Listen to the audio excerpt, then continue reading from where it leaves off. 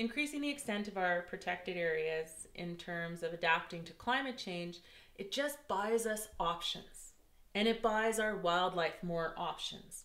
So we're probably going to see a lot of movement in wildlife northward. As the climate starts to change, animals will move either north or they'll move higher in elevation to move into the habitats that they've evolved to live in most successfully.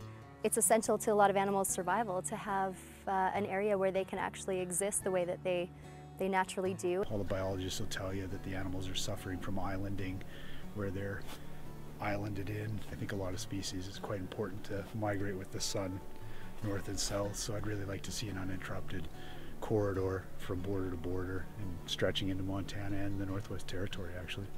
Connectivity is a concept about the landscape being managed in a way that allows animals to use it and move through it. Connectivity really refers to the landscape outside parks and protected areas and whether that landscape is still usable by animals. It's necessary that animals can move between parks because they can't be isolated from each other.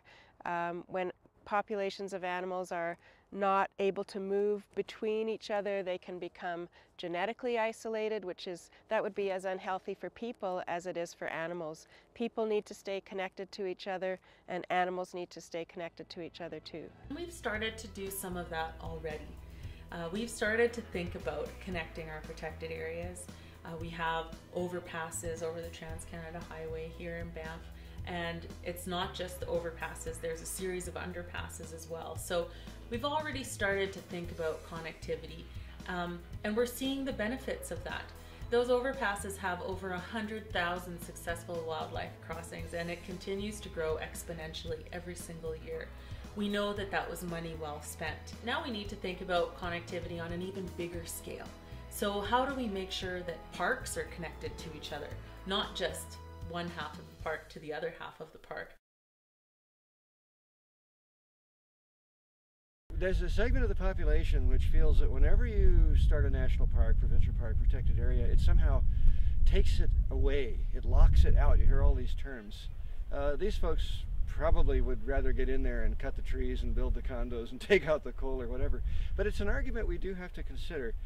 What is something worth in its wilderness state? Increasing our protected areas also provides economic opportunities for communities adjacent to those protected areas.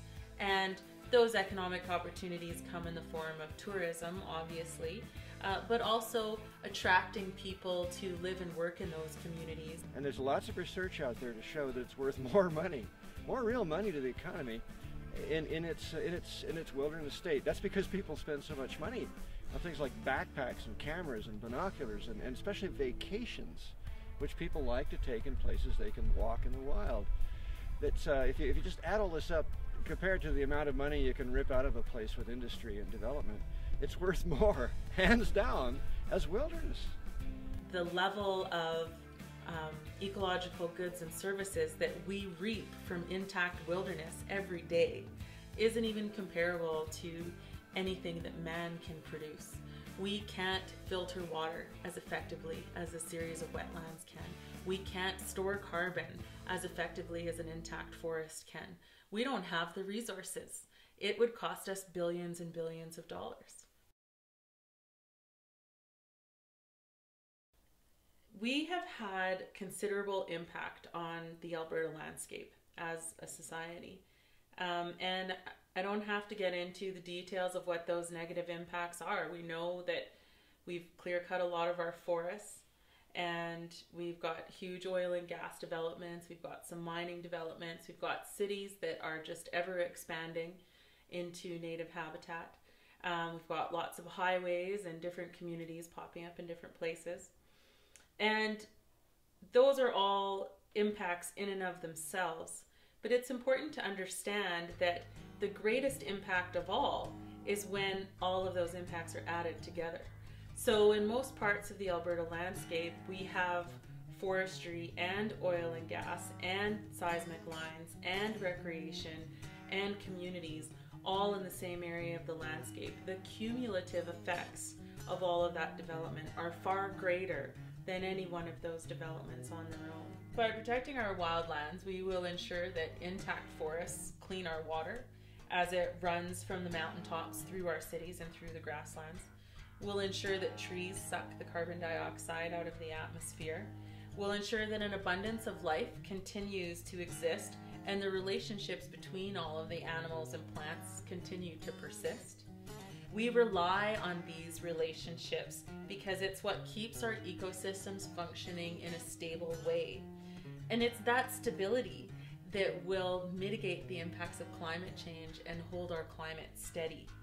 It all feeds into each other. It's all interconnected. Because climate change is such a large issue that will impact every facet of our ecosystems, we need to come up with a solution. There definitely aren't enough protected areas.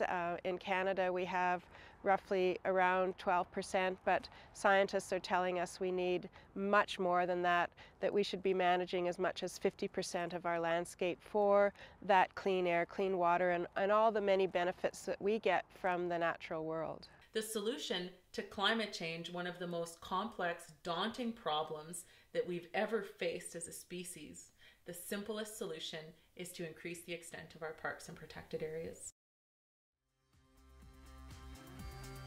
We do enjoy our wilderness thoroughly. Albertans are very much in love with their wilderness and the opportunities to appreciate it.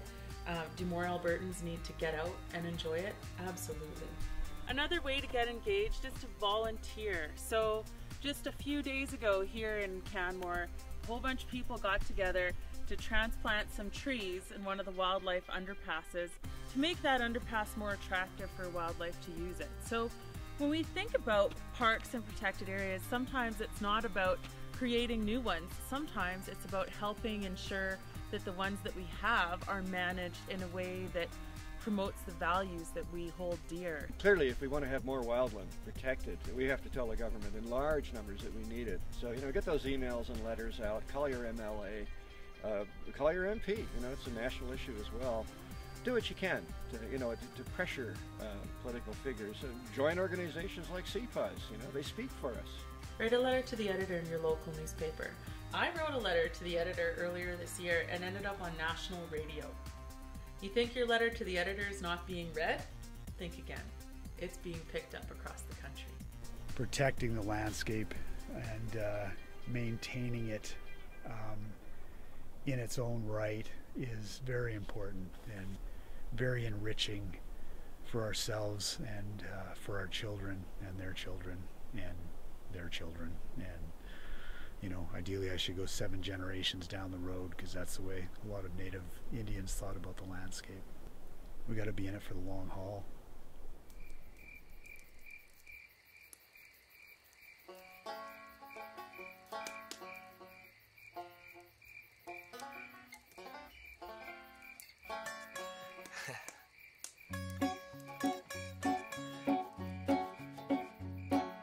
I went to the country to escape the noise and lights, and I laid there in the pine cones all night.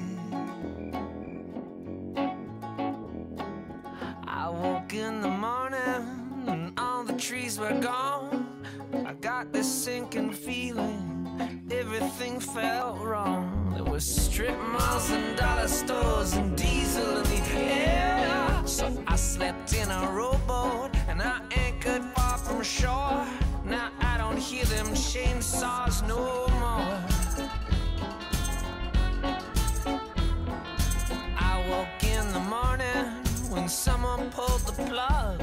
I was stranded in the lake bottom sludge with all the tires